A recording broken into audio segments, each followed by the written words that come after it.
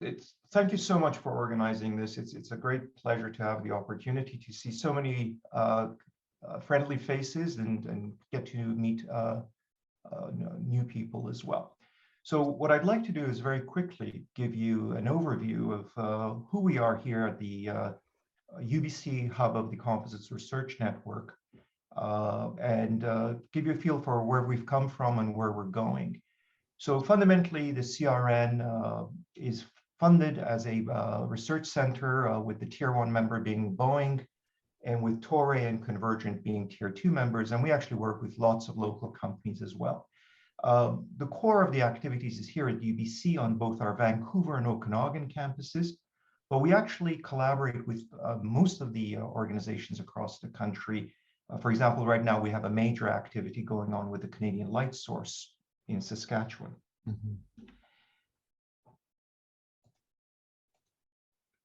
In terms of who we are, there's myself, Anush Prasartip. I put these in sequence of when we arrived at UBC. Reza Vaziri, Abbas Milani, who leads all our activities up in UBC Okanagan, as well as being director of the Materials Manufacturing Research Institute up there. And then what is really exciting for us is our new blood, Casey Kulin, Yasmin Abdin, Sergei Kravchenko, all three of whom will be talking today. And of course, Susanna Topik, who's the managing director of both the CRN and the Composites Knowledge Network. So fundamentally, much like many of our colleagues in the US, in the UK, that's a bit of a faux pas, we are really interested in digital manufacturing. We see this as the future. And we think of this as really being the combination of two schools of thought. A lot of talk about Industry 4.0, of course.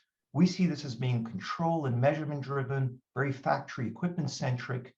And parallel to that is what nowadays often is called the integrated computational materials engineering, which is very science driven, very design materials product centric. And we firmly believe that when you look at composites, you have to combine these two because our materials transform during the process, and that requires a fusion of these two approaches. So in terms of who we are, if you look at the UBC history, it all started well before I arrived at UBC with the founding of the Composites group in the 70s. I actually arrived from the UK in '84. And we started doing physics-based simulation in '86. And since then, we have had, of course, a significant activity with the CRN launched in 2012. Some key dates, Convergent was founded in '98. And you're going to hear from Joran Fernlund, who used to be a professor at UBC, but resigned to take over full-time at Convergent. I think it's nearly 2 years now. Convergent US was actually founded in 2015 as well.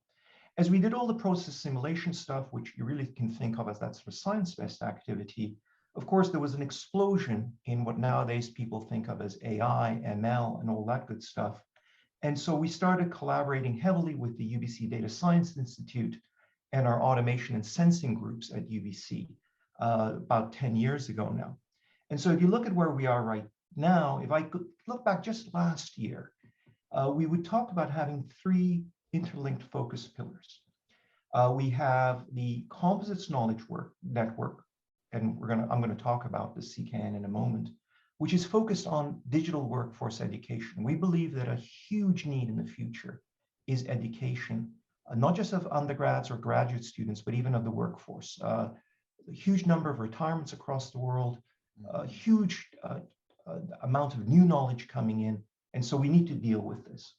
So CKN, education, CRN was looking at digital size scaling. How do we go from simple products to complex products? And we had a big initiative on digital products, production scaling, what we were calling the learning factory at the time. What has happened is that there's been quite a bit of change from 2021 to 2022. The most exciting part is the arrival of the next generation of researchers for UBC.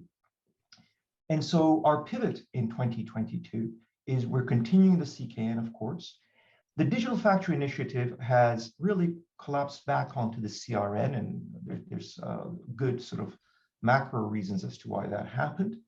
But we have also pivoted in a big way into focusing on sustainability, both biocomposites and net zero. And we're doing this, and Yasmin Abdin is leading this, in collaboration with a very large group that we have at UBC called the Bioproducts Institute. We, of course, have a very strong forest industry, and that combination is a natural. Not going to go into any detail into this, but just to give you a feel for the amount of process simulation that's been done over the years at UBC, going all the way back to the 80s, we have a long history of building on what we've done before in terms of simulation, both in Vancouver and Okanagan. We've supported that with an enormous amount of materials characterization. And many of these folks have actually spent time in the UK. And all of this actually has led to transformative behavior in industry. So we're proud to talk about how it was the work of two of our PhD students in the 90s, Pascal Hubert, who of course has a strong link to Bristol via James, and Andrew Johnston, who's now at our National Research Council. Software they wrote back in the 90s was used by Boeing to design the 787 cure cycles. And in fact, if you look forward now, we've gone from using simulation to design the product to using simulation to design the factory. And you can see that this autoclave here is really quite a clever little beast. So let's remind ourselves very quickly of what matters to us. We are transforming the material and the product at the same time. So three things come together very tightly. We have to understand what our materials do. We have to understand how those material properties allow us to design a structure. Then we have to guarantee that that product can be made for decades to come. And the whole way we do things right now is anchored in the 60s. As we've improved within those bounds, we've optimized, but the real disruption is yet to come. If we can break out of our previous ways of doing things with confidence in a way that our industrial partners believe what we promote, then we can really change things quite dramatically. And I think we're of one school of thought here. We follow very carefully what's going on in the UK, and we know that what you folks are doing is very much aligned with us. Quick example of some of the huge improvements. Just 15 years ago, it would take an expert using software that originally came out of UBC and then is being fine-tuned by Convergent. It would take an expert about 8 hours to optimize a cure cycle for something that's really quite difficult, a 3.5-inch thick laminate. And you can see there, analyze it, make the part, very good agreement. That same thing can be done now in about a minute. And so that's the kind of fusion between science-based and sort of AI that we look at as a major advance forward. I want to remind ourselves, despite all the work we've done, there's actually very little data in the literature. We've looked very carefully, there's maybe 27 experimental studies for thermal. There's only in total about 1,500 specimens for dimensional control in the whole of the literature. This is not a lot of data if we're trying to do fancy, say, machine learning, where people talk about 1 million data points. We have worked very closely with industry. And one of the things that we did recently was look at 9 years of production data. We looked at 4,000 autoclave runs, 75,000 parts, 200,000 thermocouples. From this, we were able to draw the same conclusions that experienced people can draw from having worked the floor for decades.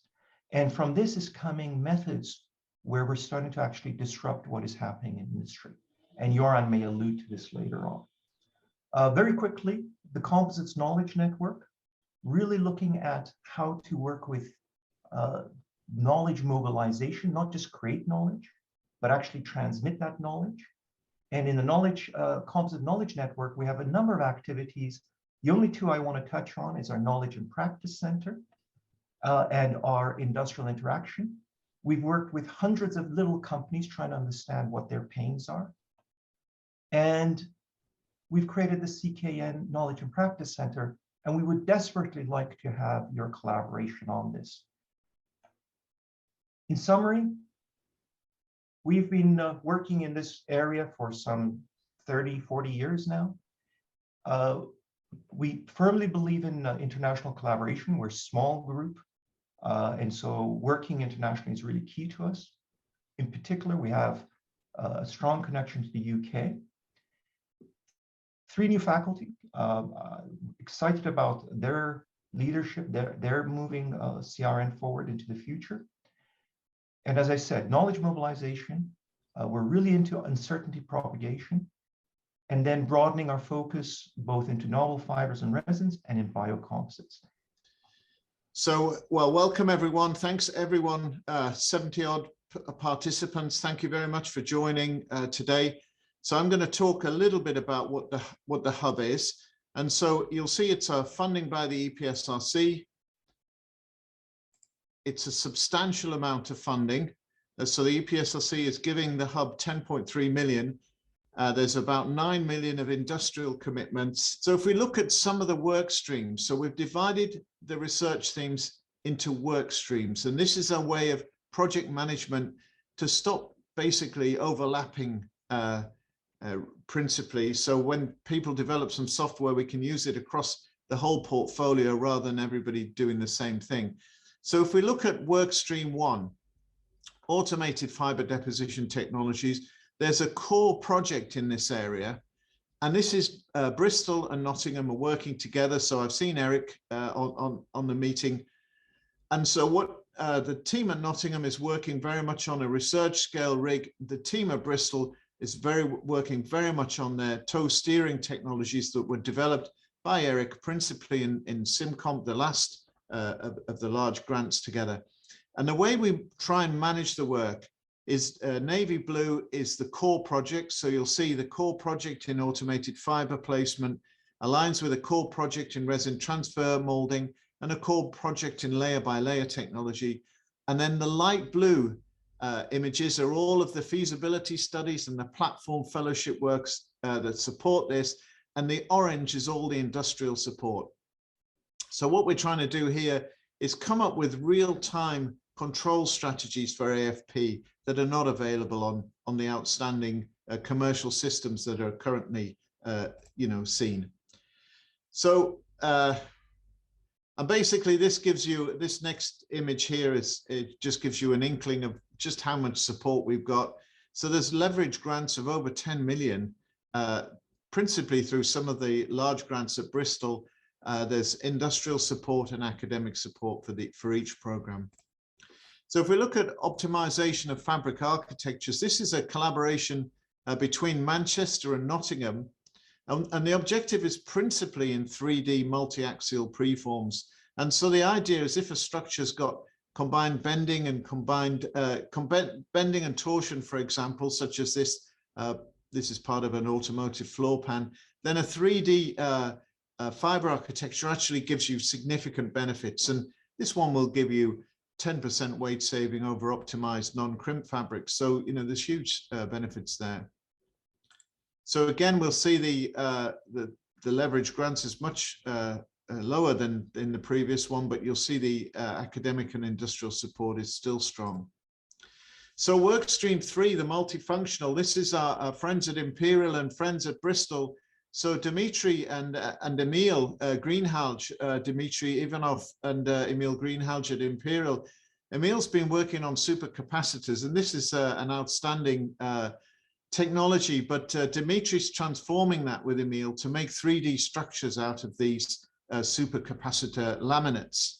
And you'll see the structural targets are exceeded because it's a carbon fiber sandwich structure, but it also exceeds the supercapacitor performance targets that were set. So this is something very exciting.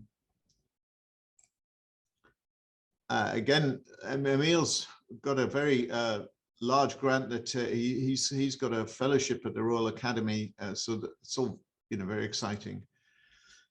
And then online consolidation. So again, I mean, it's nice to see your example of thick composites, and this is something that Cranfield and Bristol are working on together. They had a very successful feasibility study, and then this has become a core project. So you'll see some of the work that James and Skordos are presenting, I think later on in the meeting. Alex Skordos, grants and leverage money. And then liquid molding technology. Well, of course, out of autoclave, liquid technologies are still offer huge potential for cost reduction.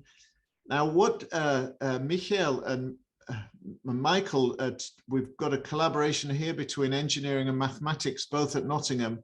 And what they're doing is using an array of sensors that monitor the resin flow within a preform and basically predict where the defects are. So these stochastic defects that are seen in every preform as a result of handling or variabilities in the preform manufacture.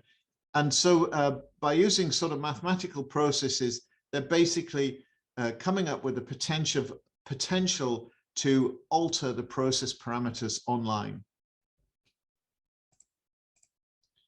And then the final work stream I want to talk about today is the composites forming technologies. Well, using textiles is still, the dominant way of making structures. The challenge, of course, is that the wrinkles are easily created. And if you're using an automated approach, you can't smooth out the wrinkles that you might do if you're a trained laminator. So what we're trying to do within this activity is develop a forming simulation, incorporating all of the defect sources. So it's a collaboration between Cambridge, Bath and Nottingham to work and develop this sort of technology for the forming simulation. The big deal, as far as I'm concerned, is that it's got a very good bending stiffness term that's included in the solution. There are lots of in-plane stiffness solutions that are available. What I think is really good here is that the bending stiffness is absolutely captured. So that's very exciting. And you'll see there's a strong element of support there. So just the last slide that I have now is to summarize just how much activity is going on in the hub. So we've got something like 29 investigator-led projects. 6 of these are core projects. So these are substantial projects with about 300K per partner. We've got 19 feasibility studies. These are 50K 6-month studies and 4 fellowships. So these are typically 2-year postdoc fellowships of about 200K. And so there are 35 investigators. There are 29 PhDs within the hub and 39 NGDs within the IDC at Bristol and 22 postdocs. So thanks to everybody who's committed to make a presentation today, and I think you'll see some of the activity that's ongoing in the hub, and I hope you enjoy it. I assume you can see my screen? Perfect. So thank you very much for having us. And I'm going to be presenting today on behalf of Alex Skordos at Cranfield University and myself at the University of Bristol on a project we've been working on for what seems like 3+ years now, called layer by layer curing. And as the title alludes to, the idea is to actually cure as you're going. So it could be anywhere from really trying to advance the degree of cure from 0 to pre-gel, or possibly even the post-gel state. And clearly consolidating each layer for shorter periods of time instead of going through a bulk molding process is going to present a series of challenges. And I've highlighted 3 on the bottom half of the slide, and you could possibly imagine as we're building up the thickness of a laminate, kind of like you would be 3D printing something or AFPing something, you're curing as you're going, and you're really introducing quite a sharp degree of cure gradient, which is obviously going to lead to some challenges that need to be overcome, and that's what we're working on at the moment. And I'd like to show you some of the highlights from the team. There's 3 PhD, 4 PhD-ish type students working on this, and about 2.5 researchers. And I'm going to start with something that might be near and dear to the UBC side, which is looking at how residual stresses develop in components that are not bulk molded, but instead layer by layer cured. So we've got lots of some of the interesting steps on the left-hand side, but I really want to focus on the image on the right-hand side. And what we're looking at there is an omega stiffened skin stringer panel that has been simulated to look at how the properties develop as you're building up sort of sub-elements of the skin. So you basically be advancing the degree of cure in the skin as quadrants, and then as the stringer in also quadrants. And one of the nice advantages of this approach is it tends to reduce the thermal gradients that can arise and cold spots and hot spots, minimizing exotherm, but at the compromise of a relatively high cure gradient. And you can see some of the distortion of the component largely scaled that can arise. So at the bottom, you can see sort of those pulses of temperature as the different sublaminates are being introduced. And the first one is going to see the entire history. And then the last one will only see sort of one cycle. And that's going to lead to some interesting behavior that we're trying to simulate. We will be moving towards validating that and optimizing it in the near term. One of the quickfire slides is going to be building off some of this in terms of the residual stress development that Arafat did back in the early noughties. So stay tuned for that this afternoon. Second key challenge in this concept is actually really about the interfacial property development. So as you might imagine, as you advance the degree of cure of one layer, you go from co-curing into possibly adhesive bonding.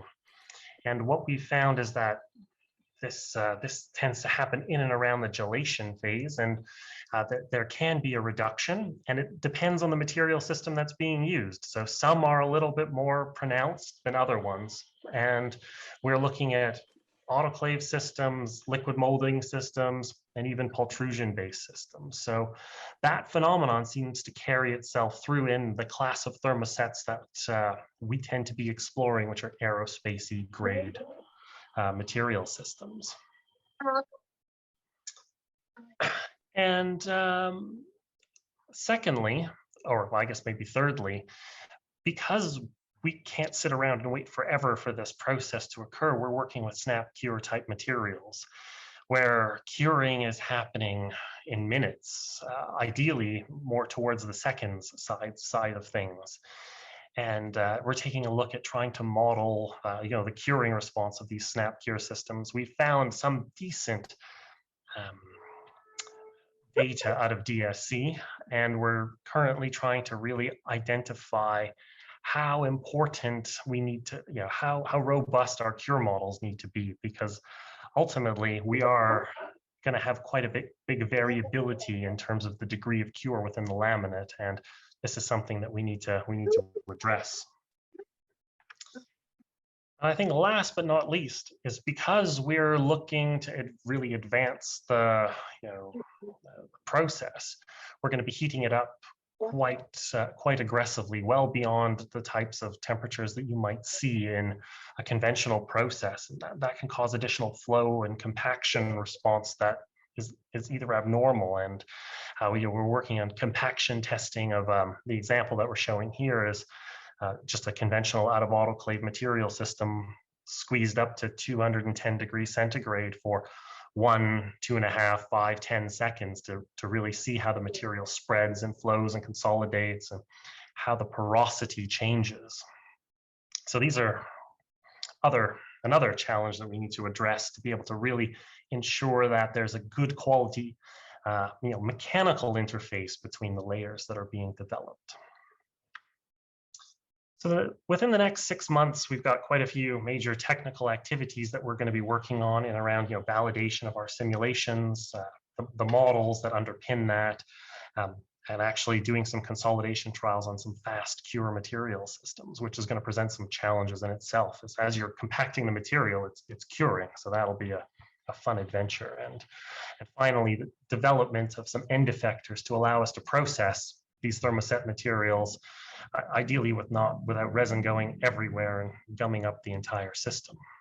So hopefully within 5 minutes, you got an idea of sort of what we're trying to do and some of the challenges we're facing. And you might be asking, well, why are you doing something so silly and crazy? Well, if we don't need an autoclave, that could be a nice saver.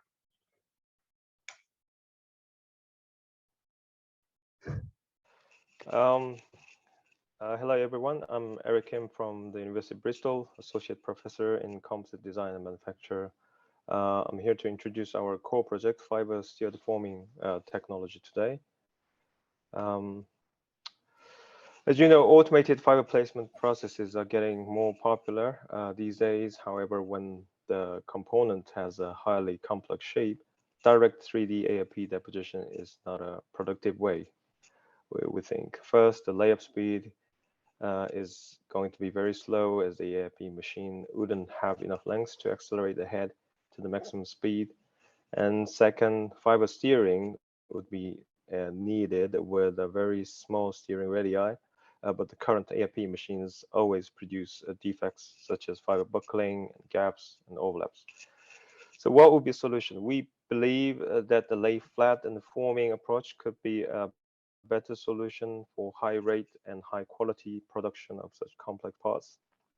So here is our overview of our approach. As you see here on the right, the target geometry with the target fiber path on the 3D mold will be taken as an input. And then through virtual unforming simulation, the design of the required 2D flat fiber stirred preform will be obtained. You can see here. And then a fiber stirred preform is produced using a novel defect-free fiber steering process. And then the 3D preform can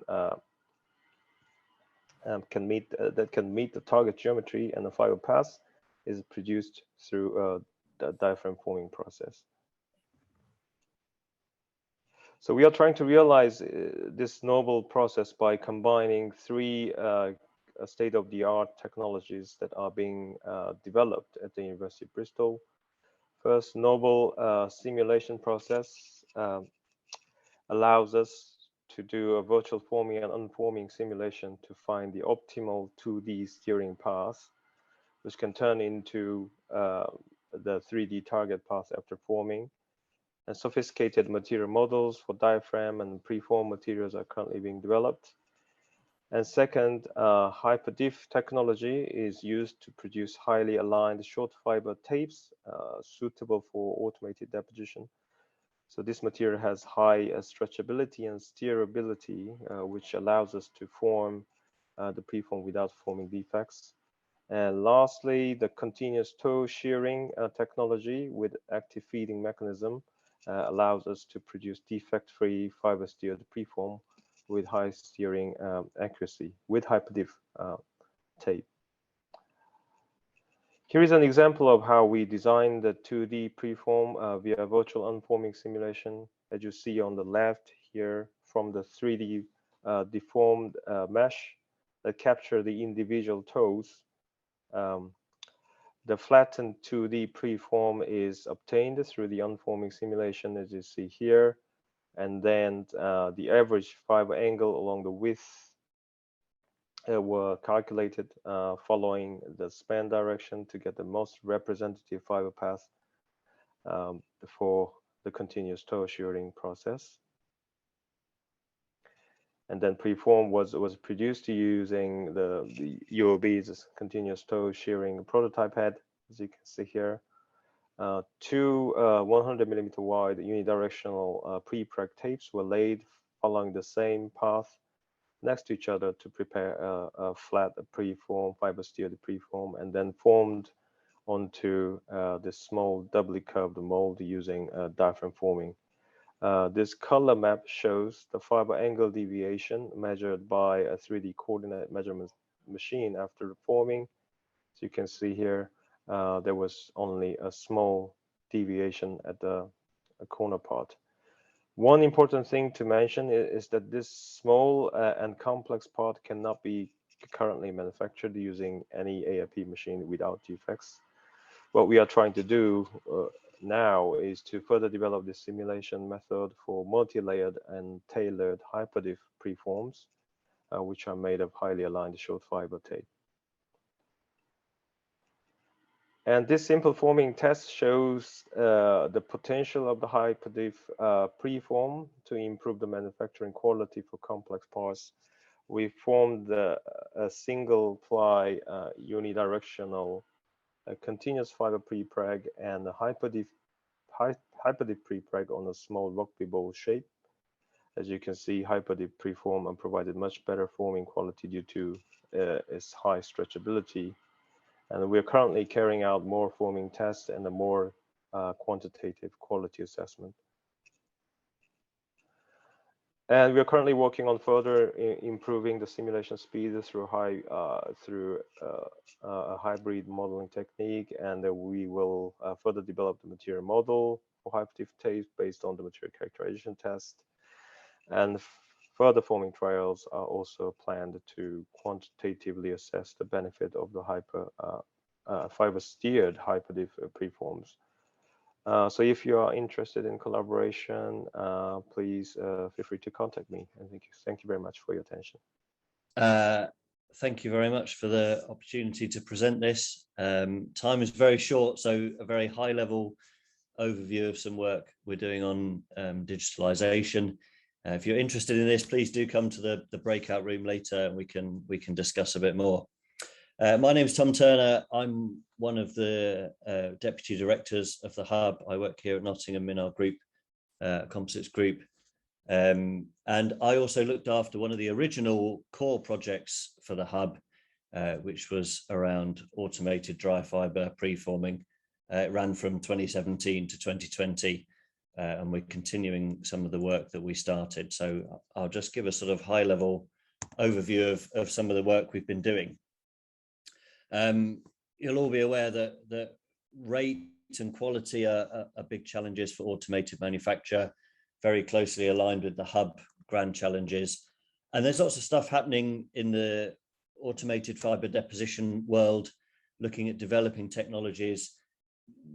Our view was that they were mainly sort of incremental changes to existing technologies. What were the TRL 1 to 3 next generation step changing sort of technologies that we could look at? Anush has already talked about some of the wider sort of manufacturing context, Industry 4, AI, machine learning, all these things are happening. What can we do to use that information that's being developed and apply it to automated deposition of composites? And so these things at the bottom were some of the things we were interested in. And we ended up really becoming quite focused on this digital twin thing, and how could we facilitate a digital twin and get some of the benefits. And so that's what I want to talk about today and introduce very quickly. Lots of effort out there to develop digital models. A lot of the things that are called digital twins, in our opinion, aren't really digital twins. Real digital twins have bidirectional influence. The manufacturing can influence the design, and the design part can influence the manufacturing. And that data exchange should be highly automated and fully automated if at all possible. And it should be both usable synchronously and accessible asynchronously. And the more we worked on this, the more we realized that it's communication that's one of the big barriers, and particularly this post-processing stage where you get to the end of your part design, you do your manufacturability checking, you use some third-party add-on normally to develop your NC code. And once you've sent that to your manufacturing hardware, you've broken that link that is the thing that would facilitate that bidirectional influence. Once you've post-processed your manufacturing data into how do we drive our machine axes, you can't go back. You can't go back the way you came because you've lost data. And so that was the thing we became really interested in this project. And we wanted to propose an alternative route to get some of the benefits of having this approach. So the benefits really are, if you can move more stuff into the real-time domain, You potentially account for things like uncertainties and variabilities better because you're doing it on the real data. You can do things like augmented reality data overlay. If you've got a real a virtual representation of your manufactured part, you can view that data in real time via a sort of different route. You can view things like temperatures on your deposited materials, which are difficult to view on the real part. And you've got this manufacturing record. You've got some record of all the parts you've ever made, which you can then apply machine learning methods on to optimize your production, or even to optimize the next part of the part you're making. But obviously there's some big barriers. You produce a lot of data. Reducing that data is very difficult. And again, the thing we really decided to focus on was lack of a protocol, lack of a language, because that seemed like the big barrier. You know, processing power, big data, these are not big issues in the rest of manufacturing world. So we sort of homed in on a route based on an HDF5 as a way of describing how we should make our composite parts. And that descriptive language fitted the hierarchical nature of a composite part very well. And so we're now able to store target data alongside real manufactured data for every part we make, and compare target with real in a way that then allows us to progress the manufacturing. So here's a picture of our sort of deposition test rig, which is just a deposition rig for dry fibers, but is sort of enabled with this sensor-rich approach and the interface with this digital twin, which is effectively a big database that we're building as we make the part. And then we can do this parallel visualization, which you're seeing here on the left, based on real data that's coming off the machine, and can be visualized in real time. So a couple of examples of ways we're using this very quickly as I finish. If we can build this model, we can potentially do things like rapid flow prediction between preforming and molding, because we've got real data about where the gaps are. The gaps influence the flow very significantly, so we can get a good representation, we think, of the overall flow characteristics very quickly using a sort of network model approach.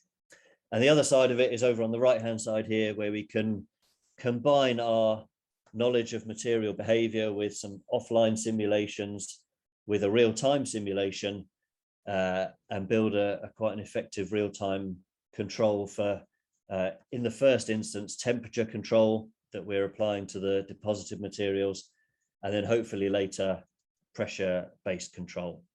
Okay. Good afternoon, everyone. Thanks so much for having us here. It's really quite an honor to meet with you and talk about our work. So I'm Dr. Casey Kuhlen, Assistant Professor of Teaching here at University of British Columbia, and I'm also the Director of the Knowledge and Practice Center with the CKN. And today I'll be talking about the Knowledge and Practice Center, knowledge mobilization for composite materials. So what the Knowledge and Practice Center is, or the KPC, is a freely available online resource for composite materials engineering. So the URL for it is right here. And the focus is on practice guided by foundational knowledge and a systems-based approach to thinking about composites manufacturing. So we kind of see the area, the field, as a spectrum, starting with the foundational knowledge and then working our way up into practice and a little bit beyond. The foundational knowledge area is kind of what you'd be learning in first and second year at a university. You work your way into systems knowledge and the systems catalog in maybe third and fourth year, when you're kind of bringing something like an autoclave or an oven into the heat transfer courses that you've had earlier. And then eventually into practice, which is where a lot of industry members or practitioners would be working. So what's the motivation behind doing this type of work, or putting this this resource together? Well, I think it's really well known that a lot of people that kind of live through the development of the composites industry are at the retirement age now. I'm sure you're very familiar with Professor Potter. He retired a few years ago, and we were really fortunate to have him come and visit us around the point in time that he was retiring. People like him have so much information kind of in their heads from over the years, and there's no great way to relay that to the next generation, or at least not efficiently. As well, we've seen a lot of early retirements in the last few years because of the current situation as well. The other main motivation for this is composites information is not as well documented than in other fields. So my background is in mechanical engineering, where there's a lot more kind of systematic documentation on procedures and processes. When I started working in composites, I was looking for these same types of documents, and I just couldn't find them. As well, companies are starting to ask or kind of even demand for access to these types of resources. And I think in this day and age, with everything being on demand and available at your fingertips through the internet, it's not unreasonable to have access to information like this that's current, it's verified, you can trust it, and it's and is very usable. So I'll talk a little bit about the web-based resource a bit. As I mentioned, we see the field as a spectrum, and each of these are mapped down into the website itself. I've just opened up one of the pages here. The systems catalog pages is actually divided into volumes, I should say. So I've opened a systems catalog volume, and we see a few objects in the factory down here. So we've broken it down in kind of a systematic way where we're looking at different aspects. So looking at the materials, looking at the shape of the part or tooling, looking at the tooling itself, as well as the equipment, and how does that all relate to the process. So that's the MSTEP way of thinking about it. If we were to click on one of these, let's click on tooling and consumables. That's what we're looking at here. And that brings us up over to another page that has background information on this. And more importantly, it's linked to various other pages throughout the resource. And it's all very systematically put together. So you may be moving back towards the more foundational, fundamental knowledge area where you're looking at maybe how does heat transfer work, what's HTC, or if you're building up the other way, then you'd be going more towards practice. How do I use this to do a certain task, to perform a thermal survey of a tool or an oven or something? You can also see down here, this is where most of the content is, and it's divided into different levels. So we've got level 1 that's open right now, level 2, oftentimes level 3, and this just kind of goes into more detail or more depth depending on who the user is. So if you're brand new to this field, you may be starting with level 1. If you're a seasoned expert, but you're just looking for maybe one little bit of information or clarification, then you're likely working at level 3. Another really neat aspect to it is using timestamps in our video recordings. So the resource hosts a number of video recordings, either interviews as this one with Professor Potter, or we do a monthly webinar where we record it and host it. And we go through them afterwards and timestamp them. So various points in time, the presenter will be talking about something, and we make a little note on the timestamp and then link that to a page. So if they're talking about degree of cure, then we can link that to the degree of cure page, so the user can go to that page and read up more information and more background. So it's very highly kind of intertwined and linked together. So I'll just close it off with a few points here. So this is a community-based activity. Essentially, it's crowdsourced. So we're working with experts from other domains to contribute their knowledge. It would be a little silly of us to think that we would just be the ones to populate this whole thing from A to Z. So we're working with others. We're looking for collaborators to work on this with us. As well, it's an excellent means for connecting the academic research done in universities and academia with industry. So if there's a new tool or new discovery, how do you bring that to industry in a usable way that industry can access it? Well, this is an excellent way of doing that. The other thing about the resource is that it's curated. So it's not perhaps like Wikipedia is where people are putting in information from all directions. The CKN curates the information. There's a review process, and it gets integrated into the resource that way. As well as I mentioned, it's all linked and indexed together, so it all works together very nicely. There's no industry funding, so that leaves it open to be as unbiased as possible. It's open to anyone. There's no cost to it. You can just go to the website, sign up, and you'll be accessing the information very quickly. As well, it's been created such that it can be a central resource within a company, and the company can have their own private side, kind of on the other side of a firewall, so to speak. So they can use the information that's in the KPC as a starting point, and then they can link their own documents to it, or they can add their own proprietary information that's only accessible to those that they let in. And then a last shameless plug here. So once a month we do a webinar, the last Wednesday of the month at 9 p.m. Vancouver time, 9 a.m. sorry, Vancouver time. This is where content is created that does get uploaded to the KBC later on. And we've been having a number of guest presenters lately. So if that's something that you're interested in, then I'd love to chat with you about that as well. And that's probably about my 5 minutes. So thanks a lot, and I look forward to chatting with you later on today. I'm going to give a short overview of one of the projects, which is very interesting to me, and I see a lot of value in continuing this line of work. So the presentation is entitled Statistical Modeling of Processing and Performance of High-Through Polymer Composites. There is this one specific material system in mind. It's a discontinuous long fiber composite system meant for high performance applications. Really, it's derived from unidirectional prepreg and used in compression molding operations to make a wide range of parts. By now, the applications, they range from automotive to aerospace. They are typically complex shaped as meant to be in compression molding. These type of material systems are commercially available from all major material suppliers at the moment. What is interesting about this material system is, of course, complexity from the scientific point of view. And this is exactly where the scientific and research analysis and multiphysics modeling specifically can help resolve some of the challenges that exist within this technology associated with manufacturing aspects of it.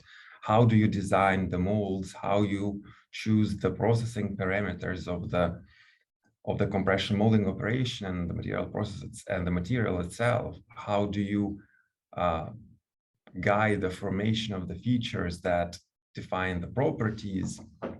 So answering all these questions, computational analysis or physics-based simulations can be quite instrumental. The big challenge with probably any high throughput manufacturing is this formation of complex material structure. In this case, lots of variability can be easily discerned in the mesoscale. There is this CT scan and microscopy image on the right, and you can see easily all the fiber waviness in all dimensions, and probably we can intuitively expect that this variability is directly linked to the performance characteristics variability. And deriving or performing the analysis which provide insights into how the material structure is formed can be very helpful to tune the expectations on the performance levels of this material, or having a validated and well-behaving numerical model can help make an informed decision about the orientation states that you expect, or inherent variability in the material based off initial parameters such as the chip size or mold pressure or temperature that has been used.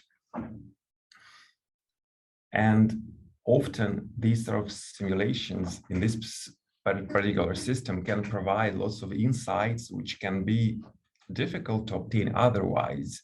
This simulation can help quantify uncertainties that are developed during processing. For example, on the left is kind of this comparison between a snap of a CT and the simulation, which shows all this insane fiber variability inside like a single chip. And what's on the right is lots of local thickness variability of the chip after processing. The other crucial component of this research direction is actually deriving the performance characteristics from this complex mesostructure, and that's been a big part of my work back in a PhD and postdoc at Purdue University. At the moment, I'm very interested in pursuing this research direction, and I will be very happy to collaborate on this, and we'll be happy to talk more during the breakout sections. And that's pretty much it, what I have to say. Thank you very much. Good afternoon, everybody.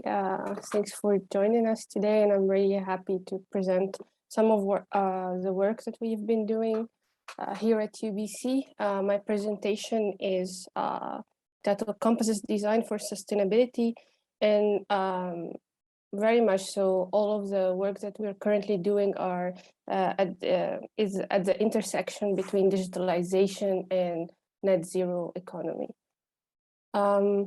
So since this is the first presentation I'm giving to the group, I wanted to give a bit of intro about myself. I got my PhD. I was very fortunate to work with great people in Composites. So it was a Composites group in Leuven, at the Department of Materials Engineering in KU Leuven. I have a postdoc experience at the Advanced Composites and Fiber Structural Labs at Polytechnique Montreal here in Canada. And since February 2021, I have joined UBC as an assistant professor at Materials Engineering. I work with the CRN, and I'm also affiliated with the Bioproducts Institute at UBC. So I've structured my presentation a bit differently. I wanted to give a very high level overview of some of the projects that we're doing, and a lot of it you'll be hearing about it in the breakout session. So I wanted to give an introduction to those works, and you will hear more information about them from the researchers, and happy to talk more about the details afterwards as well. So those three projects are the Alberta Oil Sands Asphaltene Carbon Fiber Grand Challenge, another project about modeling of unidirectional bamboo fiber reinforced composites, and a very exciting project that we're starting right now on composite pressure vessels for hydrogen storage. So the first project with the asphaltene carbon fiber Grand Challenge, what we're trying to do is effectively reducing the footprint and the cost of carbon fibers, which will make them more feasible to be used in other applications than the typical aerospace applications, such as automotive, sporting goods, and so on. So we've spent quite a bit of time on developing this new carbon fiber technologies and using methods, essentially valorizing asphaltene residues from the oil and gas industry. Those two images are SEM scans of the kind of structures we have. We have two routes to develop this technology. We have electrospinning. Those are the images that you see here. So we are producing asphaltene-based carbon fiber nanomets.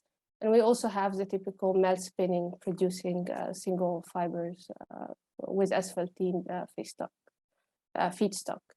So the methods for production goes through the same production routes for typical carbon fibers. We have a feedstock. We prepare solutions, we stabilize the solutions, carbonize them, and then the role of CRN is to characterize the fibers, produce composites, and give feedback in order to improve the manufacturing and properties of those asphaltene feedstock-based carbon fibers. In a parallel route, we're trying to also model these structures, and here we're using some of the work that I've been doing in KU Leuven. So multi-scale modeling of this architecture of wavy, entangled, random and stochastic nanomat. And what we're trying to do is de-risking these technologies and giving producers the ability to predict the behavior of these novel carbon fiber materials. And we have also a small parallel project on producing carbon fibers from bio-based feedstock, which is, in this case, is lignin materials. Another project we've just started in collaboration with actually researchers from Colombia, and some of the background work has been done in KU Leuven as well. So we are trying to model the uncertainty in natural fiber composites. This project is focused on bamboo fiber composites. As you can already see in the images, we have a lot of variability. Those are modeling and simulation images. We see a lot of variability in the fiber diameters and resin-rich areas, typical topological uncertainty. Due to the nature of the stochasticity of natural fiber materials, reinforcements. So we're trying to simulate the topology. We're also trying to incorporate the stochasticity of the fiber behavior, the strengths of the fibers, as well as the interface behavior, and incorporating the damage, progressive damage behavior of natural fiber materials as it applies to bamboo fiber composites. This last project is about a new technology for producing hydrogen pressure vessels, and we're collaborating here with our colleagues at Fraunhofer IPT. They have developed a manufacturing process for producing pressure vessels out of thermoplastic materials. Thermoplastic composites using the automated tape laying technique, which would give higher efficiency and more damage tolerance of these pressure vessels compared to the typical epoxy-based pressure vessels. I think this is a very good project for possible collaboration with another presenter on the call, Eric Kim.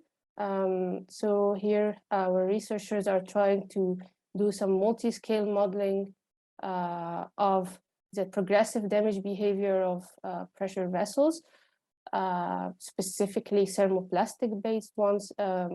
Also, we are taking advantage of the available material models from UBC and convergent manufacturing software in order for the consolidation of these thermoplastic tapes and incorporating that with progressive damage modeling on the meso macro level and on the micro scale level, as you can see from these images. We're trying to model typical pressure vessel behavior, the internal pressure and burst, but we would also proceed with more complex loading regimes, pressure cycling, temperature cycling, and one of the most important applications or loading regimes that we have gotten as a feedback from the industry is impact and drop. And I believe not a lot of literature has gone there yet. Thank you so much. I'll stop here, and I'm very happy to carry on the discussion in the breakout rooms. Thank you. Well, thanks for having me. My name is Joran Fernland. I'm the president of Cambodia's Manufacturing Technologists. I'm also an emeritus professor at UBC. I'm going to talk a little bit about how we would like to and how you can collaborate with us at Convergent. A quick outline here. I'm going to tell you a bit very quickly about Convergent, where we came from, where we are now. Also, maybe explain a bit how we fit in the value chains at universities, research institutes, and industry. And the last thing, basically, how can we work together? So about Convergent, it's a UBC spin-off in '98. I was a postdoc with Anush, and we had some great students at the time. We did some great work, and we tried to say, well, how can we keep this going? And in order to create a sustainable business model, we started Convergent. So we began with process simulation services, and then slowly increased our focus on software and digital tools. Fast forward to now, 2022. So we're a well-recognized name in Composites process simulation. We have offices in Vancouver and Seattle. We have customers worldwide, mostly aerospace OEMs and material suppliers, but really anywhere in the composite manufacturing chain. And our goal is to integrate the best science available into digital tools that efficiently solve industrial problems. And we work extensively with external research organizations to achieve this. So quick snapshot of some people, partners and customers, just like a little select group here. So academics, we have clearly UBC, CRN, they're sort of in our backyard. NIAR, McGill, NRC, University of Delaware, DLR, and then we have some UK, Axis, National Competence Center, UDRI, Southwest Research Institute, among a few. We work actually with a lot of other academics in Europe as well. Some select software partners, Dassault Systems, ANSYS, Siemens, we all sort of plug into their software. And also in some industrial customers and partners, and mostly the big aerospace OEMs, but also FAA and many of the material suppliers, NASA, etc. So what do we do? In 2022, our main thing is actually digital tools. So we develop and provide process simulation software. We have two of them here, Raven and Compro. We actually have two more which are out right now. They're called CERT and Process Analytics. We also have factory tools like this COA system, vacuum leak detection and localization. We also do some engineering services. Lots of this is training and education, and also program support and paid R&D. And also we do a fair amount of materials characterization and specialized testing. We probably have the world's largest material library in terms of processing characteristics of materials for composites. And we also have specialized software which allows us not just design the tests, but also fit material models, mathematical models to our tests. So where do we fit in with respect to universities and research institutes? I'll have it very simple like this. So we typically talk about fundamental research belongs at universities. Applied research, typically research institute, or there's clearly a bit of a overlap between universities and research institutes.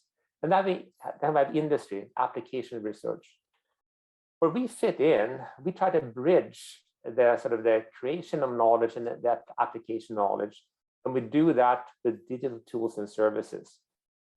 So our mission is really to provide science-based digital tools that efficiently solve industrial problems. And we believe we play an important role to speed up this technology transfer from academia to industry by doing this. So therefore, we have a foot firmly in both sides, both in the applied research. We talk on a daily basis with industry. At the same time, we talk on a daily basis with the fundamental and applied researchers, which sort of includes ourselves as well. So we sort of have one foot in each camp here. And we are actually to be very agile in doing this. So very quickly about us. So what about collaboration? One key point with us that all science we use and deploy in our software is open. We have there's no black box system, there's no magic we pretend to do, so everything is open. And then also we want to incorporate the best science available, which means that there's going to be a lot of that stuff which is not developed by us. So there's basically three main ways we interact with external researchers and research organizations. The first one, I encourage you, is that we provide our software at highly discounted prices for non-commercial use. That could be any kind of open research or teaching. We have quite a few academics now actually use our software for teaching purposes. And we encourage you to build up on our simulation platform and simulation building blocks. More and more, we try to make our software or a platform where you can researchers and users can build, which they can build upon. You can put in your own material models, etc. So it's not a closed system, but it's something you can actually build your own simulation tools upon. The second way we interact with external research is actually we use information available in open publications. So we may use models, equations, and data from the open literatures. We always attribute the source. The benefits we see for the researcher is a recognition. It's a sort of curated system, and also wider distribution of and application of the work. And we strive to establish personal connections with external researchers. A good example is that we were looking for a good open material models for M21, for the M21 composite. And it turns out that James Kratz had done the best paper we could find on that. And we hope to release that very soon as part of our open material models for wider use by our software users. And also the third thing, we'd actually directly sponsor the research projects. We collaborate with external research organization and fund open research of interest. And again, all sponsored research is open, and any potential used by us are non-exclusive. So just give you a feel for example, ongoing or just finished research projects here. So we work currently with the UBC Data Science Institute, this application of statistics, machine learning, and artificial intelligence to composite processing.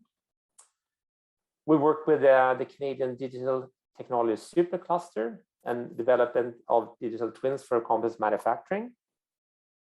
We work with NRC in advanced forming technologies and forming simulation. So these are all Canadian projects. And then here we have a Eureka project with Europe. It's a project called VMAC, which just finished, development of standardized communication protocols for simulation. Another Eureka project on additive manufacturing. So just like a flavor for some of the things we are sponsored and actively involved in sort of currently. Okay, areas of interest. We are very interested in anything going on. So material science and engineering, clearly characterization, measurements, and methods. Thermoset, thermoplastic, and basically most of the materials of interest. Fundamental theories and molecular dynamics. Processing methods, automation, high speed, high temp processes, among others. Computational method, fast, efficient simulations, reduced order models, surrogates, non-mesh methods. And then statistics, machine learning, AI, uncertainty quantification, propagation. That's something we are working on quite a bit. And we work on methods that automatically quantify uncertainty in, for example, material models, and how to propagate the effect of that in simulation outputs. We look at synthetic surrogates, optimization, Bayesian methods, and digital twins. And maybe let's talk about one thing here and more before I finish here, that very interesting, Tom Turner at Nottingham, digital twinning. That's something we worked on for a few years now. And we're actually about to release a self-learning, science-based predictive analytics engine, which is going to be deployed factory-wide in one of the largest factories in North America here in 2022. So basically, it's the automated, probabilistic, real-time process forecasting, and you use that for process design optimization on the fly in the factory. We found that's extremely interesting, but balancing the doing a full digital twin or something which is practical has been challenging to actually get something in the factory. Okay, so I just want to end. I know a little bit behind, so I want to be quick here. Contact us. If you're interested in using our software for open research and teaching, please give us a call. We'd love to talk to you and see how we can help and support you. If you have some science piece you think you want to share with us and share with the world, I think it should be incorporated in our software. If you think you have a better micromechanics model or any little bit you have published and would like to share with the world, please contact us. We'd love to look at it and see if we can implement in our software. you have ideas for a collaborative research project, we'd love to hear from you. Or just want to chat what you're doing. We're always really interested about anything going on in the sort of fundamental applied research in anything composites processing. So I'll just leave my contact information here, and I hope you reach out. I'm going to stop there. Thank you. So my name's Adam Josbury. I'm a research fellow at the University of Nottingham, and I'm going to be talking about a feasibility study that has recently started. It's a collaboration between us here at Nottingham and Colin Robert at the University of Edinburgh. So if you could advance to the next slide, please. Great, thank you. Yes, so this project is all about converting recycled carbon fiber into an intermediate material format, which is going to be usable for making high performance composites. High performance composites for two reasons. First is that the feedstock which is used, the recycled carbon fiber, is an aligned material, and also the final intermediate products can be used in automated manufacturing processes. So the process in the feasibility study, what we do is we take the aligned carbon fiber mats, which are produced by us here at Nottingham. It's a result of previous research projects. We take that material and we increase the inherent robustness of the material by using an aqueous resin doping an aqueous resin doping method here at the University of Nottingham. These materials are then suitably robust that they can be used by the University of Edinburgh in their powder epoxy deposition process. So two material grades are going to be investigated in this study.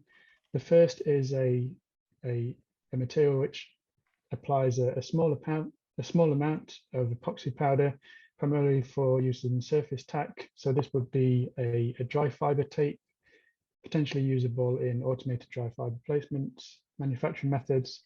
The second grade of material would be a fully wet out toe preg type material. And it will be investigating the study of demonstrating use of these two grades of intermediate material formats in representative manufacturing processes. So just as summary, it's a study not so much about coming up with a new way to recover and recycle carbon fiber. It's looking at converting what is currently existing into a more usable downstream format. And so from that point of view, the technology is relatively feedstock agnostic. So yeah, I'll be in the composite recycling breakout session later on if anybody would like to come along and discuss more. And that's it for me. Thank you. Okay.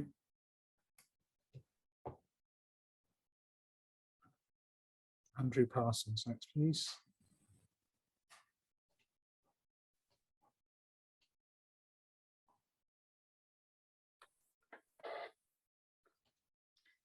Hi, I'm Andy Parsons. Hopefully you can hear me. I'm going to go quickly through two areas of research I'm working on presently. If you can give me the next slide.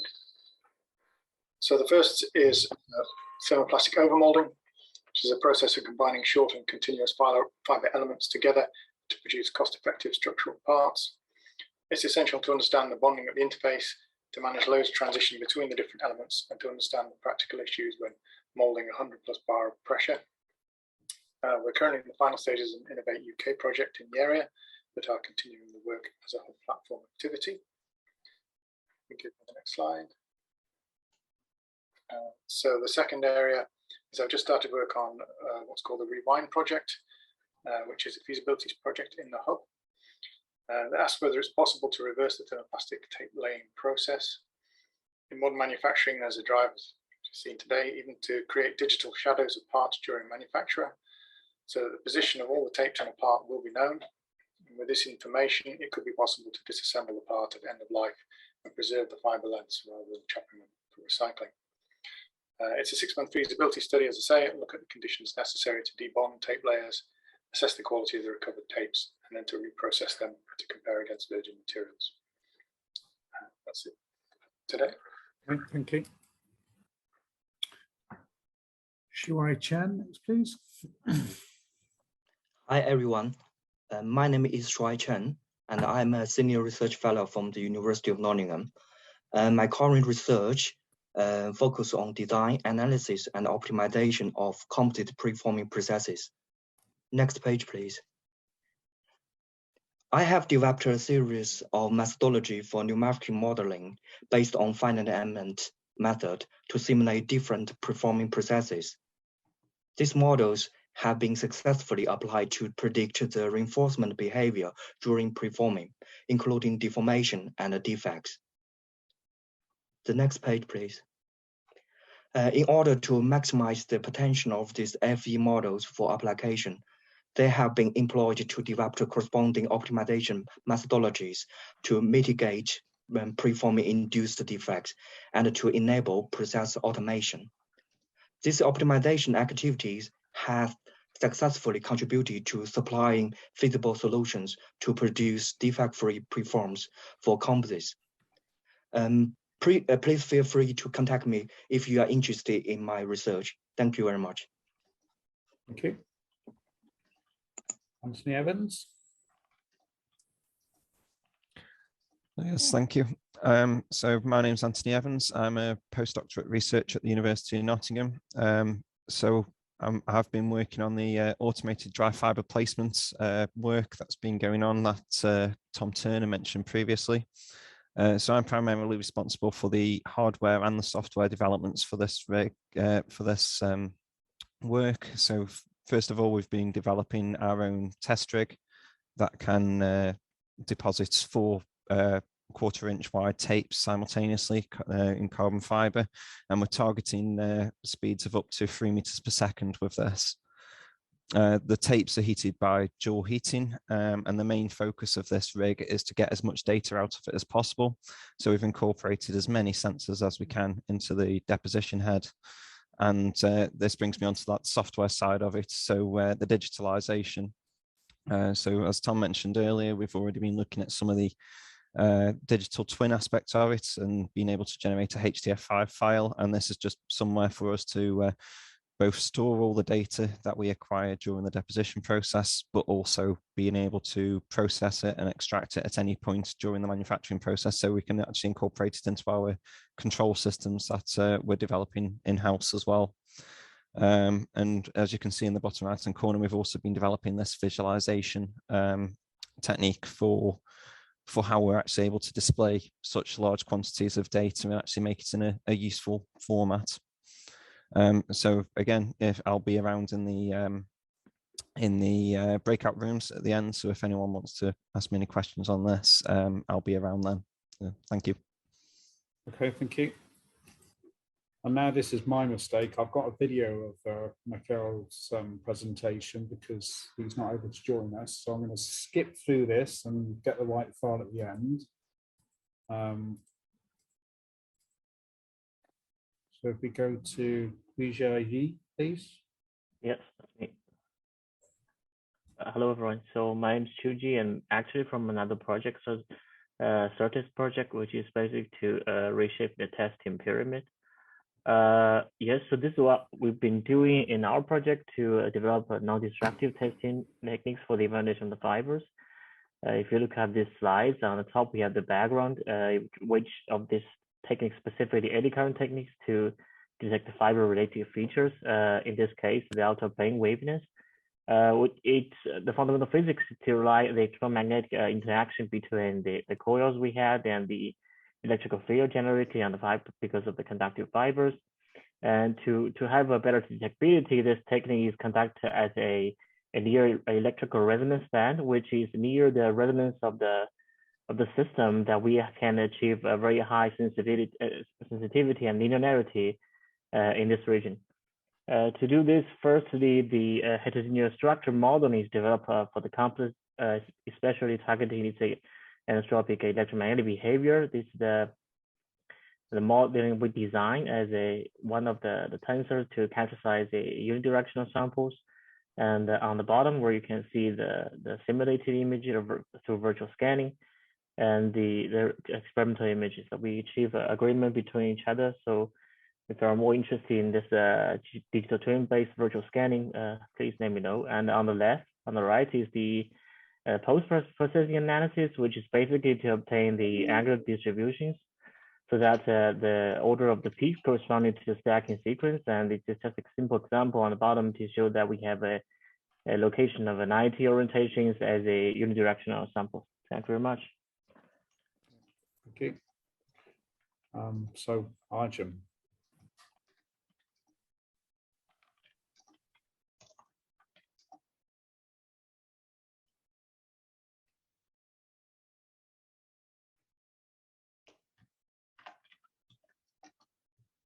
You're muted, Arjun.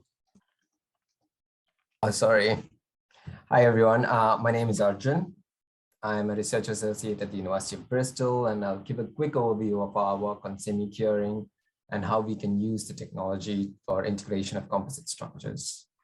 So quickly, what is semi-curing? In our work, so what we do is we have a dry preform, which is infused with resin, and then it's heated up and semi-cured to a degree of cure anywhere between 0.2 to 0.9, so that we have residual chemical reactivity. So this element is then cooled down to lock in the degree of cure, and it can be stored, inspected, or trimmed.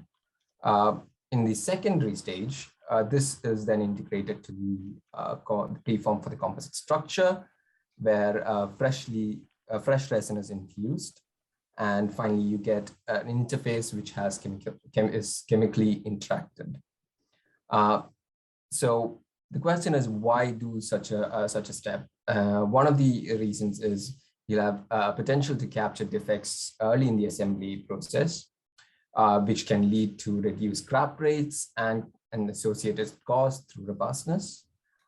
There is also a potential to reduce process risk, which is associated with a fully integrated structure without using secondary materials like adhesives or fasteners, which is the conventional methods. Our work so far indicates the mechanical performance is comparable to laminates that are manufactured in single molding step. We have also tried this with highly complex geometry representative of what you would actually see in the industry to trial and understand the manufacturability of such integration processes. If there are any questions and for a discussion, I will be in the breakout rooms, which is for composite structures and thermoplastics. Thank you. Okay. Robin Hart. Hello, can you hear me? Absolutely. Okay, great. Hi, my name is Robin Hartley. I'm a research associate at the University of Bristol, and I'm working on layer-by-layer manufacturing. So layer-by-layer manufacturing represents a significant departure from conventional CFRP processing, and hence how this changes process-induced stress development must be understood. So we've adapted a toolpath interaction model developed at UBC to be applicable for predicting toolpath interaction driven warpage in a layer-by-layer process. And preliminary results from this show just a general trend of net theoretical warpage reduction as layers are added and cured. And the blue plot in the bottom right shows the maximum deflection for a 1.2 meter long laminate as it undergoes cyclical deposition and curing, visualized by the cure cycle temperature profile in red. So the next step is to validate some of the results we're getting out of this model, and we plan to manufacture laminates using an interrupted method in which the part curvature will be scanned between each cyclical layer-by-layer curing step. If anyone wants to discuss this more, then please come and find me. Thank you. So folks on the Canadian side, just a reminder, this is the batting order. So I'd like to invite Martin.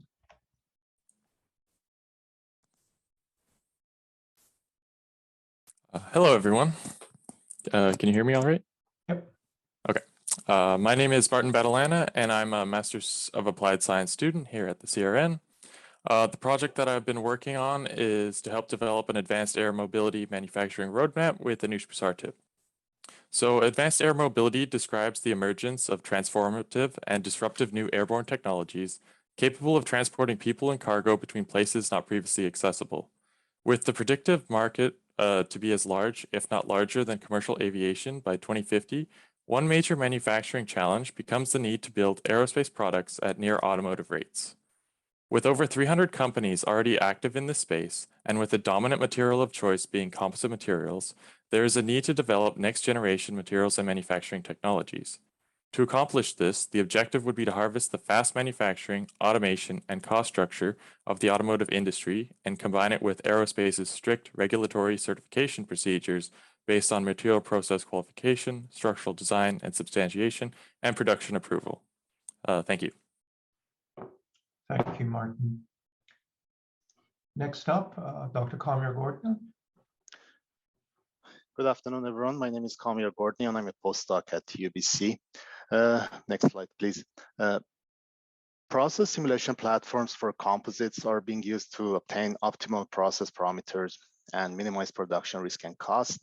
Thermochemical simulation relies on specifying the convection boundary conditions, which are the heat transfer coefficient and air temperature.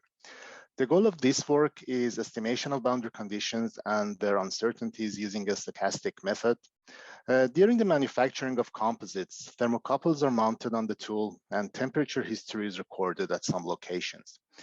We use Bayes' theorem to draw conclusions about the boundary conditions by linking our prior knowledge about them and the thermocouple data. The distribution of parameters are obtained using finite element simulations and Markov chain Monte Carlo methods. A case study for a curing part on a tool with thermocouple data at 2 locations is shown here. The plots at the bottom right, they show the inferred HTC and air temperature cycle. Thank you. Thank you. Tina Olfatbakhsh. Hello, everyone. My name is Tina. Here I'm presenting my PhD research entitled A Highly Interpretable Material Informatics Approach for Predicting Microstructure Property Relationship in Fabric Composites. Next, please. Understanding the structure property linkage in fabric composites, such a multi-scale with multi-scale characteristics, has a lot of big data and high dimensionalities. So here in my research, I'm combining material science and data science to make this linkage using material informatics. Next, please. In this framework, I'm collecting the microstructure and mechanical property using experiments and simulations. And then with two-pointed statistics and dimensionality reduction techniques, I'm reducing the dimension of the data. And finally, I'll link the reduced order input and property using different methods. Next, please. The results are showing very high accuracy and also are very interpretable with connecting with being connected with physical attributes of the system. And yeah, I'm only using very limited data, and this is an excellent level of accuracy. Thank you. Thank you. Milad Ramzan Khani. Hello, everyone. My name is Milad Ramzan Khani. I'm a PhD candidate at UBC, and I'm working on developing hybrid transfer learning models for advanced manufacturing. Next slide, please. Specifically, my research focuses on developing robust and data-efficient machine learning models for advanced manufacturing. When data is limited for training, this can lead to poor predictive performance for the trained model. This is often the case in composite manufacturing, in which acquiring data from the factory is difficult because the expensive and data than time-consuming manufacturing processes. To overcome this issue, we developed a hybrid transfer learning model in which we leverage the knowledge from auxiliary sources of data, such as other related manufacturing processes, along with the prior knowledge from the physics of the problem to compensate for the data sparsity of composites manufacturing, and finally develop a reliable and robust machine learning model. Thank you. Thank you. Sherry Kiafa. Good afternoon, everyone. My name is Sherry Kiafa. I'm a PhD student here at UBC, working under the supervision of Dr. Pursarti, working on physical aging in thermostats. Next, please.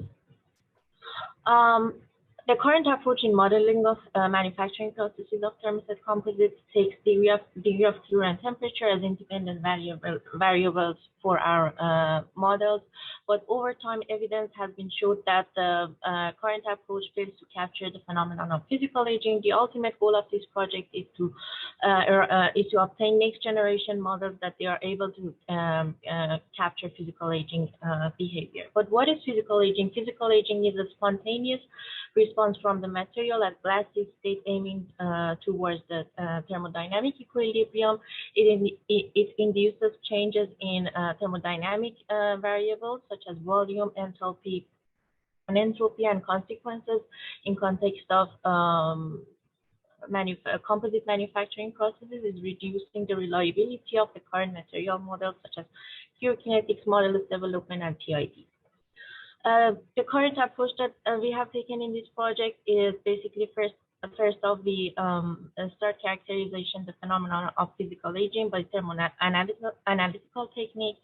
We would explore enthalpy relaxation behavior in the thermoset materials during manufacturing. Then we move on to investigate the viscoelastic and mechanical properties of the material, and the outcome would be modulus development models. In the next step, we will be looking at the thermomechanical analysis and volume relaxation behavior of the material with the outcome of improvement in Q shrinkage models, dimensional stability, and PID. The progress of this research, I'm presenting one of the biggest outcomes of this project, which basically we observed that physical aging induces great significant changes in dynamics of the chains in glassy state region, in glassy transition region. Thank you. Thank you. Nasser Arbabi? I'm not sure. Hello everyone, my name is Nasser Arbabi. He tends to leave it open when he's not about anyway. Oh, he does. Right. Well, I'll leave it unlocked then. If everybody could mute, please, if they're not. Go ahead, Nasser. Hello everyone, my name is Nasser Arbabi. I'm a PhD student working with Professor Pursatip and Professor Vaziri, and I'm working on enhanced micromechanics of composite fiber beds. Next, please. Pre-gelation, even though the fiber bed is not very stiff, it plays a big role in behavior of the material. The base micromechanical model we have in the past, which is developed by Gutovsky and Kai in 1992, is an analytical model considering the compaction of fiber bed. This model ignores shear modules for the fiber bed. However, recent experiments shows that the fiber bed shear modulus is significant and changes based on the debulking level. I'm developing a new extended micromechanical model based on Gutovsky's original idea of wavy fiber that allows the simultaneous prediction of the fully stiffened matrix, the compression, as you can see in the upper figure, and the shear, as you can see the bottom figure, during the debulking process. Thank you very much. Thank you. Shayan? Hello everyone, I'm Shayan Fahimi, and my work is on a multi-scale viscoelastic flow stress model for composite processing.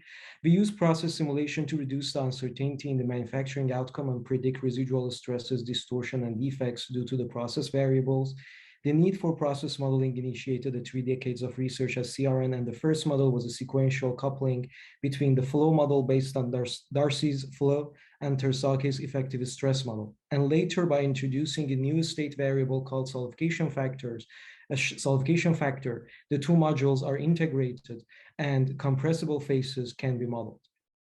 I'm improving the integrated flow stress model by adding a viscoelastic material model for the pre-preg and a multi-scale gas transport model. We are also using experiments to characterize the solidification factor in terms of measurable properties of the system. The model is currently implemented as an Abacus user element and is being verified with in-house experiments. Thank you. Thank you, Shai.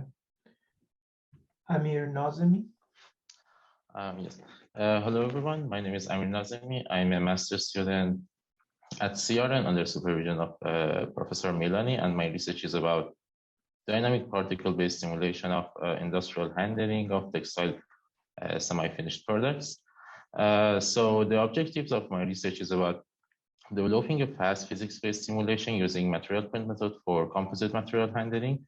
and implementing the generated simulation data as a training data for a reinforcement learning model for optimization of a smart automated draping process.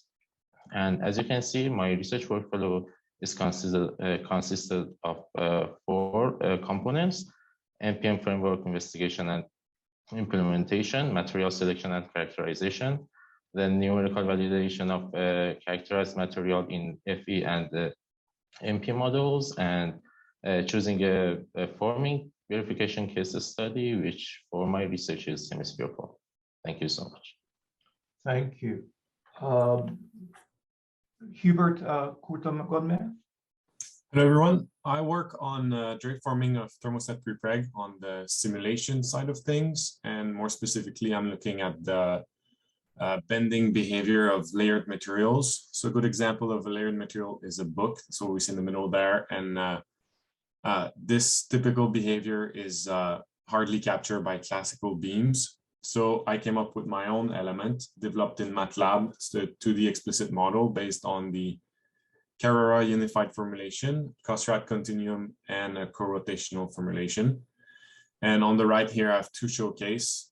So the first one is a 4-point bending of a layered stack, alternating stiff and soft material. So if you click next, we'll see my model overlaid over the Abacus models, showing a good match. And the second showcase is a reproduction of Liang's book experiment and Liang's fibrous shell simulation. And you can see that my model captures the same shape, but in a much more efficient way.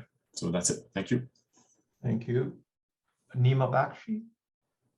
Hi everyone, my name is Nima. I'm working on science-based automation of composite manufacturing, which is a project funded by Air Force Research Laboratory. We are looking specifically at automated fiber replacement as well as prepreg tag as one of the most pertinent material properties to this process.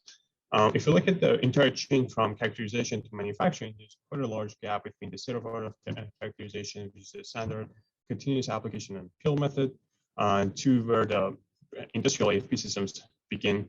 Next, please. If you're trying to address this gap by developing tabletop AFP simulator, on the right, you can see the current status of the system, which is under development. We are using an array of sensors to measure everything we can about this process. We're also developing smart rollers to measure process parameters at the nipping point of the process in situ. We're also developing process models to better understand and simulate the process outcomes.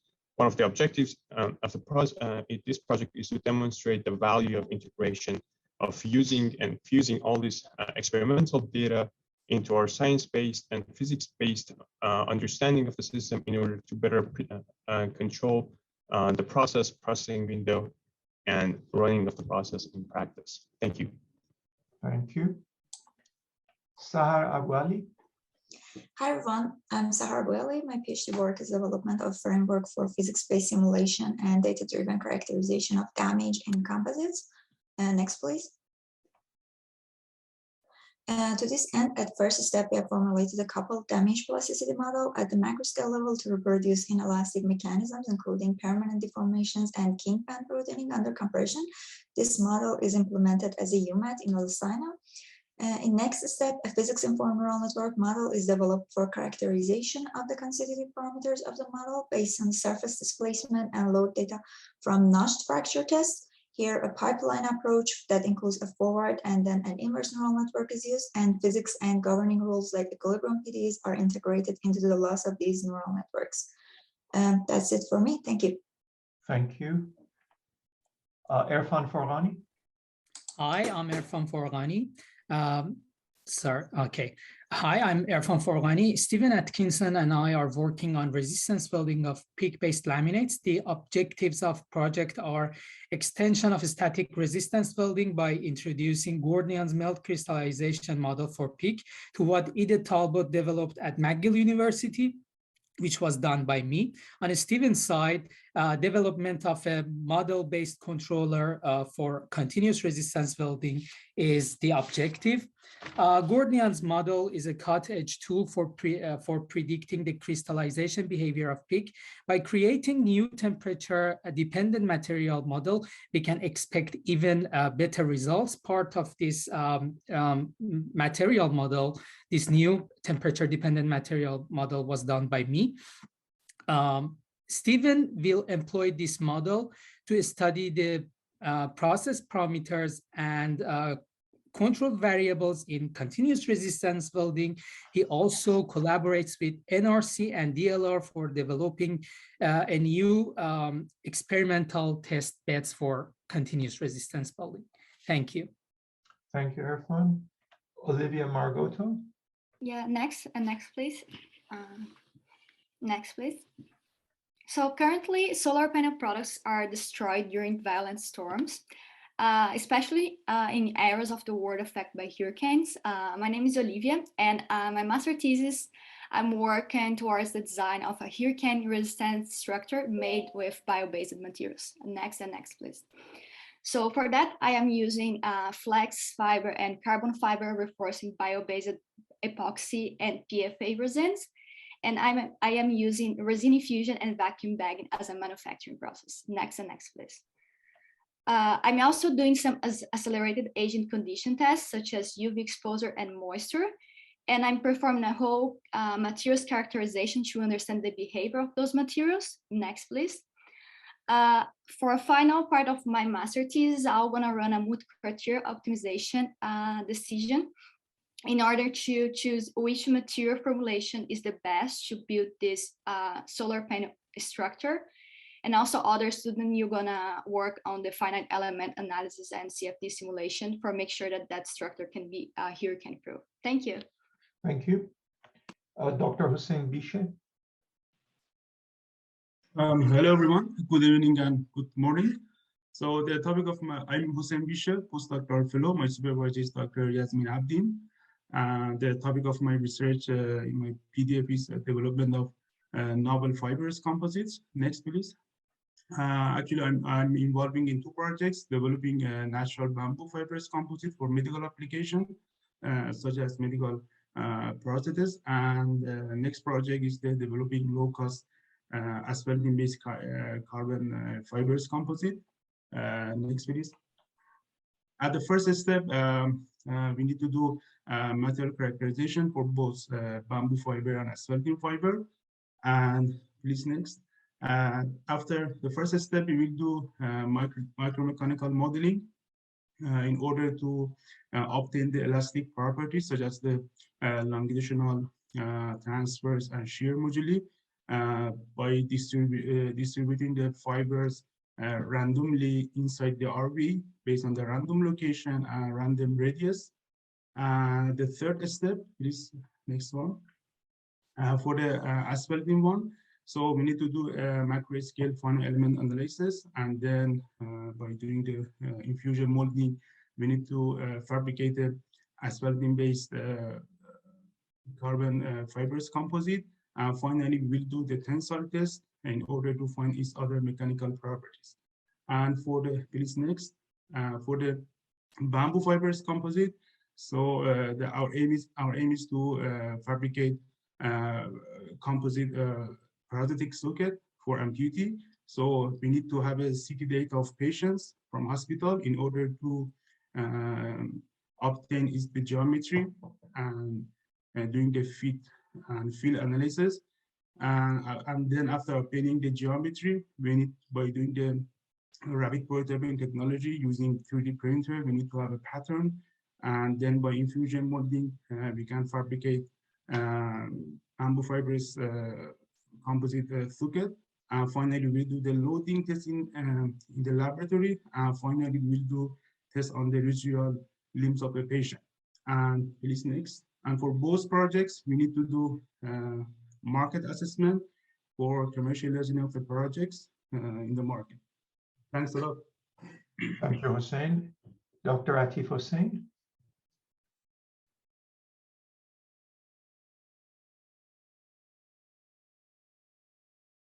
Atif? You're muted if you're trying to speak. You're muted. Nope, you're not muted, but we can't hear you.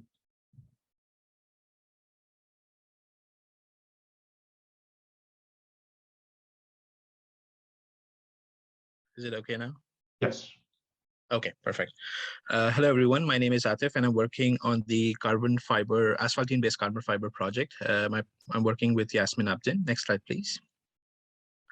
Just to give a background, I hold a PhD in materials engineering from the University of Bath, UK, and I have an interdisciplinary background with my master's in chemical engineering from University of Leeds, UK. In this project, I'm working on the experimental part of the project. I have the fundings awarded from MyTex Accelerate Fellowship. Just to give a very high level overview that what we are doing here is forming the fibers using different processes like electrospinning and melt spinning. My work mainly involves the optimization of the fiber stabilization at different temperatures and carbonization conditions. We study the fiber morphology, give the feedback, and then go back into the loop of fiber formation where we can optimize the conditions to get a better morphology, and then characterize these fibers. And finally, we'll be producing composites and then modeling those, as my previous colleague, Hussein Bishay, said that he'll be taking care of the modeling part of the project. Here is an SEM image of the fibers that we have developed so far after purification and removal of impurities from the asphaltene. And that's about it. Thank you. Thank you. So I think probably important now to move on to the penultimate part of the agenda, which is the discussion on collaboration opportunities and researcher exchanges, which admittedly you might have touched on in the rooms anyway.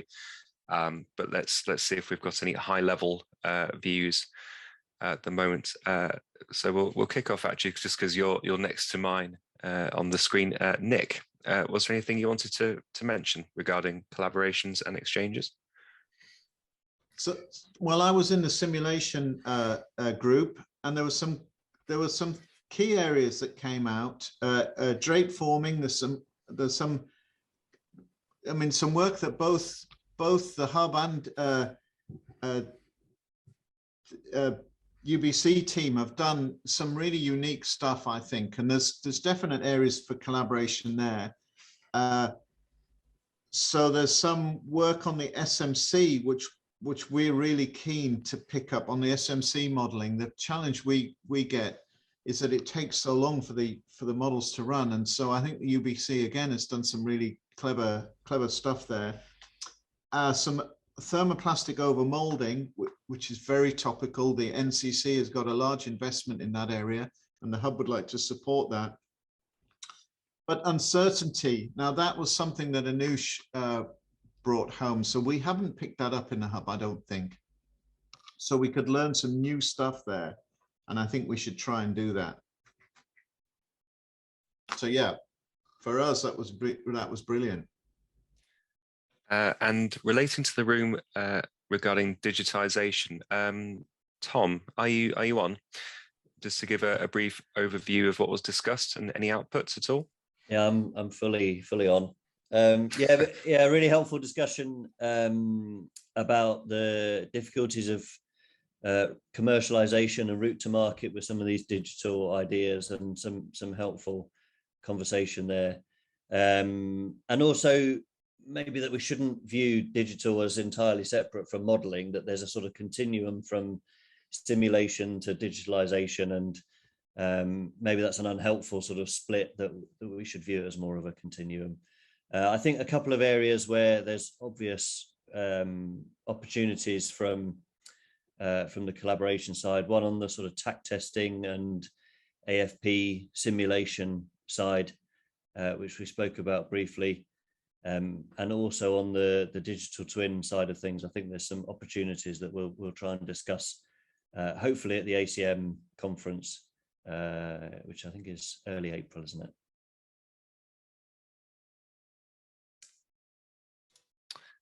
Okay, and moving on to the composite recycling room, Adam, any thoughts and comments?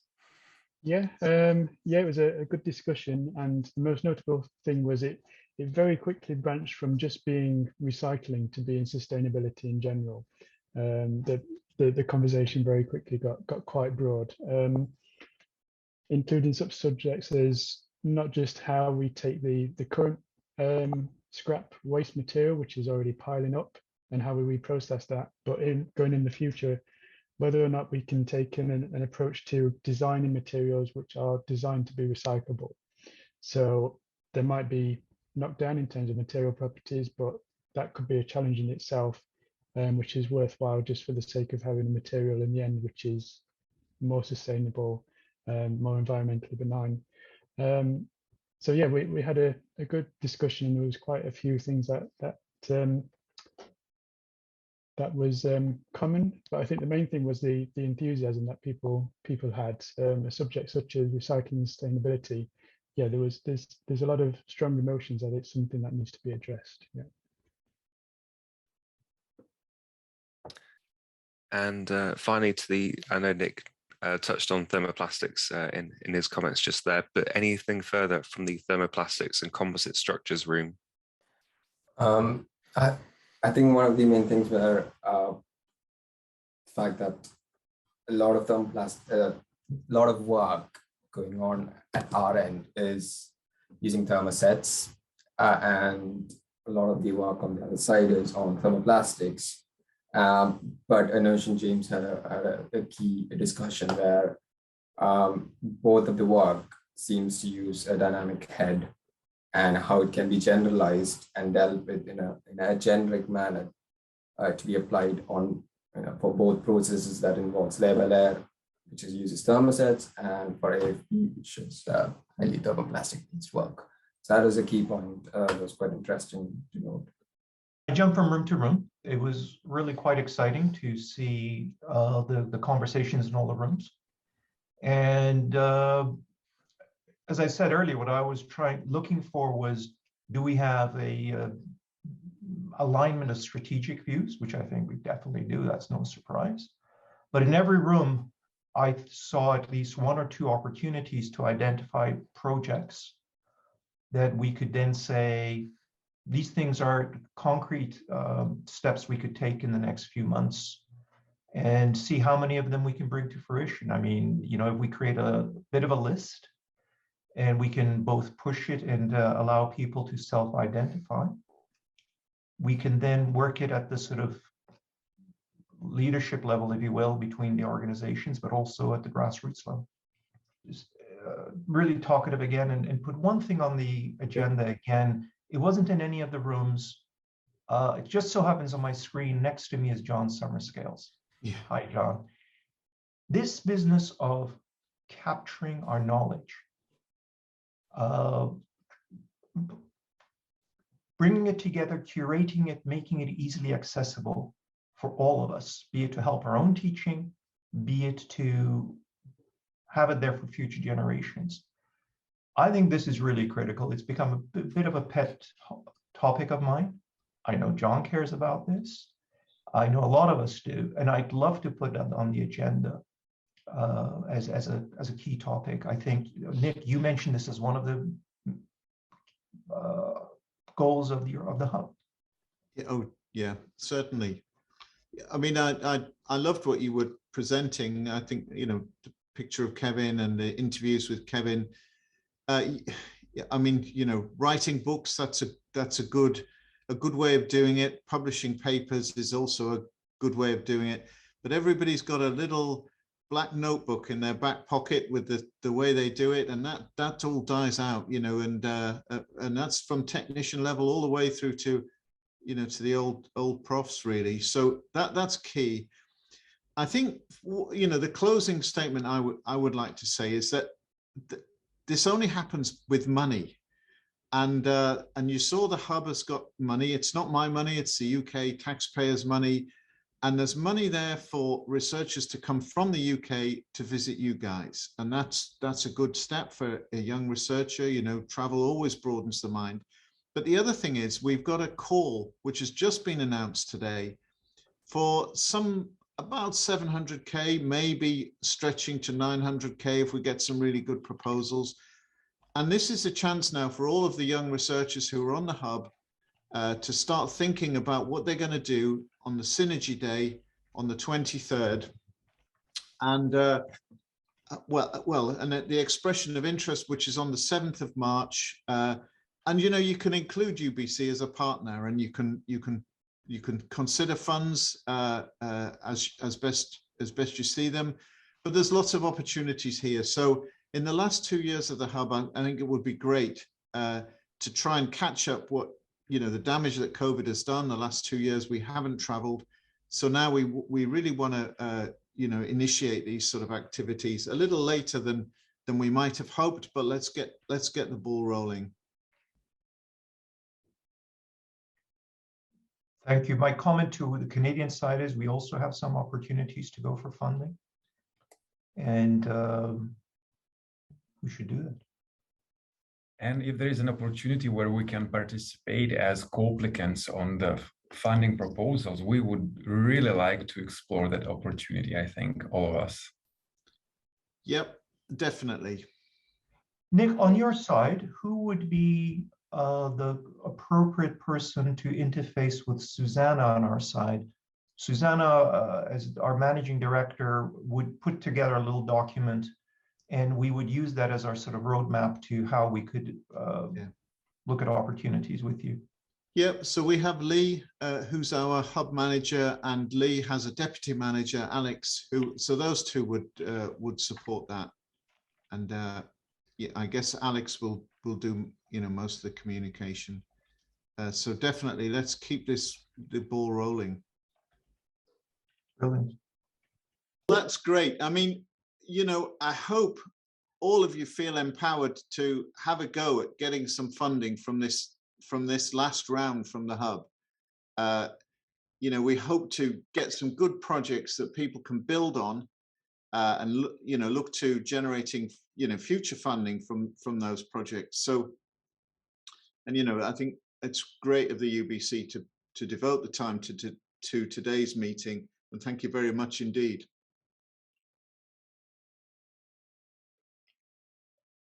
On behalf of the UBC participants, really like to thank you for organizing this, for participating, and really bringing up, it's the beginning of our day, bringing a bit of spring in our step today because of this meeting. Cool. Okay, on that basis, I'll say thank you once again, and I think it's probably time to wrap it up. Thanks again, guys. Really appreciate it. Thank you, Anush. Thank you. Thanks, everyone. Thank you. Thank you very much. Bye. Thank you very much. Thank you.